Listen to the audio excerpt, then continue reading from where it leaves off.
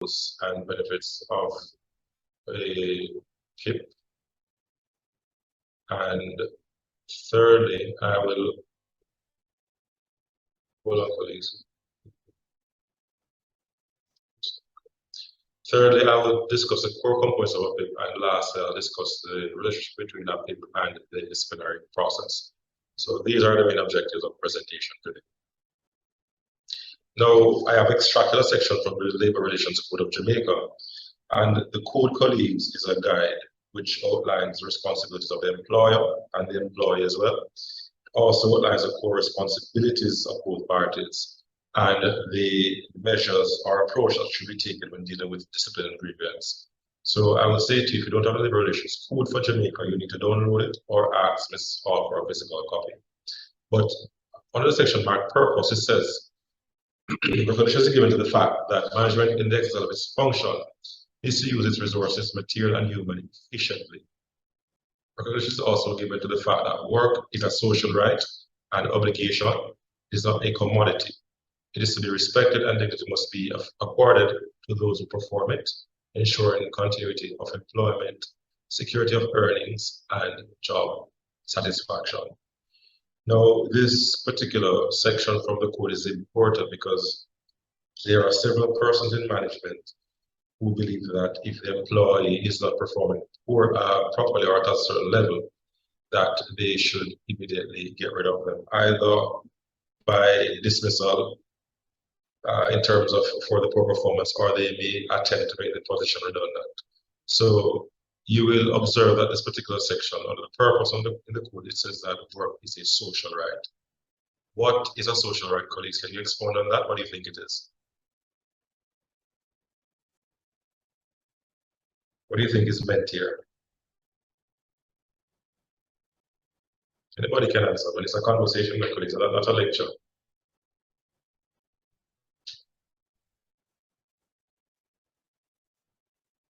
No responses? I'm sure I have a very smart group here today. Catherine, anything comes to mind?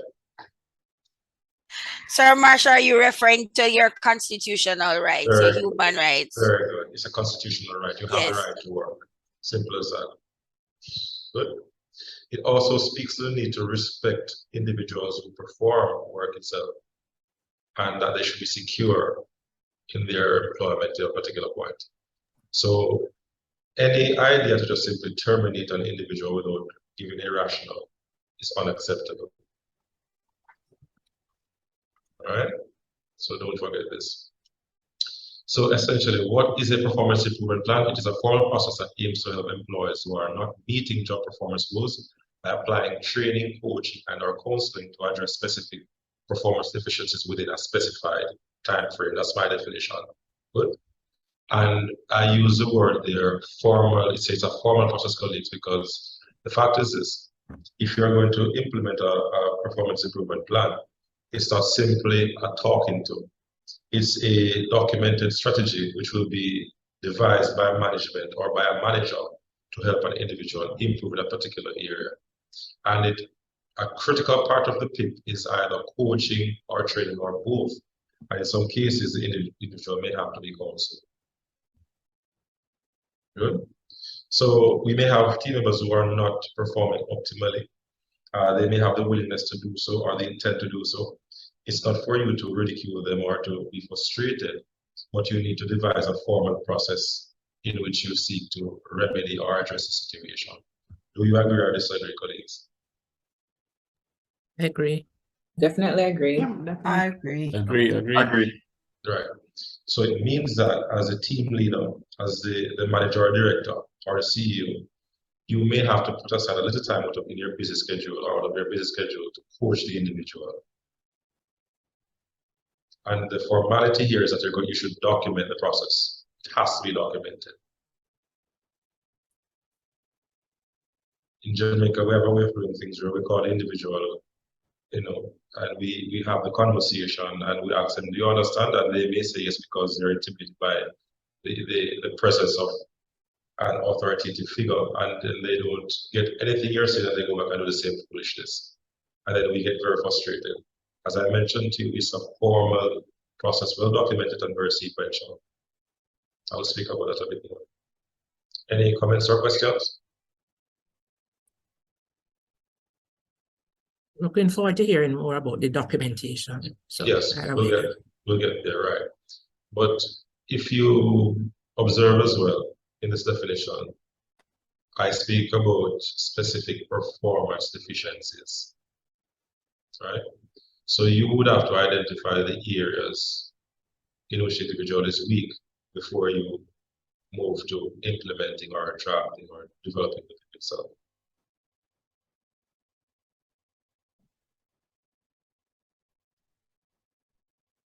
So why is that important? Firstly, it demonstrates management's commitment to protect jobs. And I mentioned here again that work is a social right from labor relations. Now, this very first point is important because as managers, before we seek to discipline or even to dismiss an individual, in cases where there's no, say, cause to discipline, or it's a breach of the company's disciplinary policy, you need to demonstrate that you have made every effort to assist the individual and you're left with no option but to terminate. So when we speak about redundancy, that's the approach for redundancy. You need to make every effort to preserve the individual's job before you move to making the position redundant. Likewise, when it comes to the whole matter of poor performance, it's not for you to identify the weakness and then say, person's not performing, let's move to a hearing or let's terminate. That's not the approach. You have to document measures taken by the company or by the management team or by the manager to remedy the situation. Because in many cases, the individual is competent and capable to do the job, but there are other factors which are affecting their performance or their ability to perform. Good. Secondly, it has the potential to improve skills and an employee's attitude to work. Good. So the second point raised there, I speak of attitude. And in many cases, the employee or team members' attitude to work will affect their performance. Can we say, colleagues, that if the worker isn't comfortable in the workspace that they will not perform? In some cases, is that correct or incorrect? Correct. Correct. Yeah. So you will have somebody who's qualified and they have the experience and so on, but they are not performing. And you can't coerce them to perform better either, because the coercion might just make it worse for the individual. So it is that they might need some assistance with a particular issue they have with the job itself. And as a team leader, you may have to discover what the issue is and then try to work on it. No, I say it simply, but it is actually very difficult sometimes, especially if there are certain interpersonal issues or concerns which has to be addressed. There are situations when the team leader doesn't interact with certain team members. And that is something which should not be encouraged at all. If you are a team leader, you need to know how to interact with different personalities if you intend to get the best from the team. Right? So we have to put the emotions aside or the personal differences at time and deal with the company's work. If we don't do that, then we'll have an issue where the attitude and the emotions will get in the middle of what could have been fruitful relationship, or what could have been a high level of productivity for the company or for the team. Good. Thirdly, it may allow management to identify deficiencies or issues in their production practices, workplace culture, or work environment. Good. Now, I don't think there's a perfect I don't know if there's a perfect organization to work. I don't know if anybody here works in the perfect company. Is there anybody who works in the perfect space, perfect workspace? Certainly not. At all, no. I don't think so. No. I don't know if any. But, perfect. but Lauren, even Yeah. if the workspace was perfect, Mhm. a lot of us are carrying personal baggage Mhm. that also impacts our ability to work, even if the workspace was perfect. Definitely. I agree with you. That's what I said, right? And colleagues, I want to Yes, it is. yes, I want to make a point here. Workplace culture, very powerful. Very powerful. And it's something I've studied over the years a lot. I've done presentations on it. So you may have the best policies in place, the best documents and all that to govern the operations and to govern employees or team members. But if the workplace culture itself is, if it is, what should I say, what is the right word? If it's toxic, if it's non-productive, you are going to have an issue. So if the workplace culture is not one which is productive or motivating, and we go back now to the younger generations as well, if it's not one which encourages good work, then of course you're going to have deficiencies amongst team members based on the culture. Because the fact is, some persons may not feel comfortable working with other persons. You may have a situation where in that particular cultural space, the team leader doesn't know how to professionally speak to individuals or communicate, or how to separate personal matters from work matters. And then you're going to have a productivity problem in the workplace or workspace. So the culture has to be conducive to work. People, everybody is, do you agree with me, colleagues? You're silent. Agree. Agree. Right. Agreement. So the culture, what does culture mean? It's the way of life for people in the purest sense. If the culture is one which encourages team cohesion, productivity, high performance, effective communication, motivation, you will get the best from your team members. But if it doesn't encourage that, you're going to have some problems. Good. And fourthly here, a PIP can be used to rationalize the termination process. I'll go into that later on a bit. But the fact is, if you intend to penalize or dismiss an individual for poor performance, of course, you need to show where you would have attempted to put in place a performance improvement plan. And when if the matter goes to the Ministry of Labour and Social Security, they will look on the progressive steps taken by management, make a note of that, to see how they have attempted to address the situation before it got to a point of dismissal or termination. They will always look for that. Are there any questions or comments?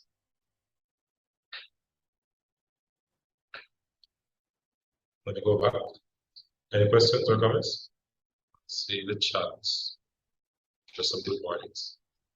All right, moving on. Before you proceed, Dr. Yes. Marsh, so Yes. maybe a little review. Okay, so hypothetically speaking, if I'm operating in a space, in a workplace culture that I would describe as toxic, you know, it's a case where I am constantly making 2 steps forward and other members of the management team are taking 10 steps backward with the same employees I'm working with. You know, Okay, it's so kind of just throwing that out there hypothetically. In your capacity, you're a manager, and you're making 2 steps forward. Yeah, like working with an employee, and then said employee is confiding in me that other members of management may hypothetically then be tearing them down and, you know, the 10 steps backward on doing my 2 steps forward with them. Just throwing that out there, that while you're going through this, if that could be taken into consideration, like specific situations where it's a toxic culture and it's like working up a hill kind of situation. So you are trying to improve the person's skill. You're trying to improve the person's skill sets and output, but other persons are countering that by, I guess, not encouraging the person, not assisting them, and so on and so forth. Right. So saying hypothetically that's the situation. So it's not just that we're not operating in a perfect world, but imagining that we're working in a situation where we're working uphill. You know, I'm hoping that the direction of your presentation will touch on that as well. No, but that is your specific concern. So you have a situation where hypothetically. No, all right, hypothetically, but in that context you described, that then there's the synergy doesn't exist amongst management there. Yeah. Because it means that you're going in 2 different directions with the individual. So you see, colleagues, let me tell you, a lot of these issues are fixed through effective communication. Good.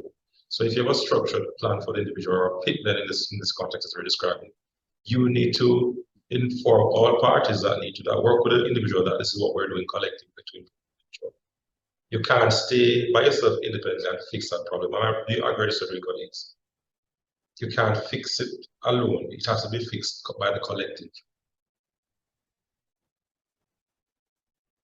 I'll give a specific example. So let's say I have an employee that I'm working with and I'm on a day off, and the next day I come back and I find out somebody else in management has fired this employee. There's been nothing communicated to me. There was no... So the person is under whose supervision or management? Yours? So that's the thing. We all wear multiple hats. There is no specific...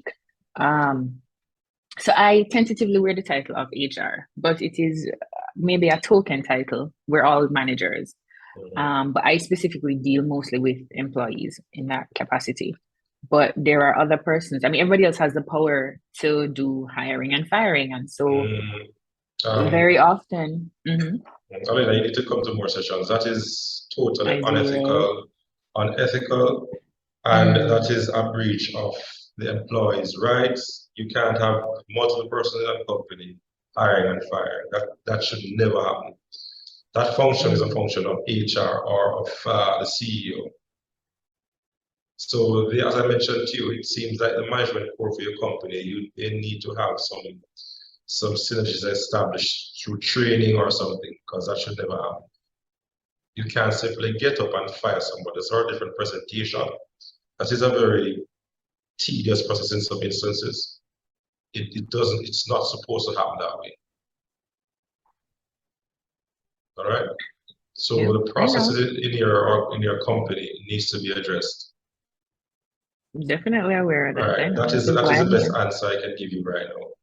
So it's not a case where you can simply fix the situation with the individual.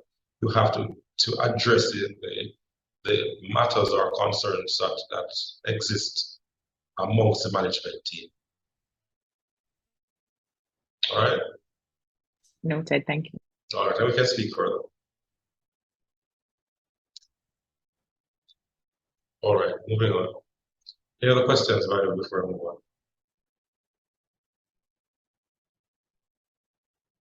Okay, so before PIP is initiated, the following should be determined. 1, is there an actual performance or behavioral issue that can be substantiated? 2, is there a commitment to help the employee succeed or to take more stringent disciplinary action by setting up the employee to fail? And 3, is there a known or unknown personal or related work-related issue that may be affecting the employee's performance? Now, the very first point here, colleagues, should be taken into consideration. We have heard of persons complaining, or team leaders complaining of their team members underperforming. But can you substantiate the performance? The concern is this: you talking about the individual not performing at a particular level is not sufficient. There has to be documentation. So I've heard HR managers complain about line managers or supervisors. They will make complaints about an individual, but it is not documented. And I'll say to you, colleagues, if the poor performance or the poor attitude isn't documented formally, it can't be addressed. Do you agree or disagree? Can you repeat that, please? I'm saying to you, colleagues, if the poor attitude or poor performance is not documented, it cannot be effectively addressed. Do you agree or disagree?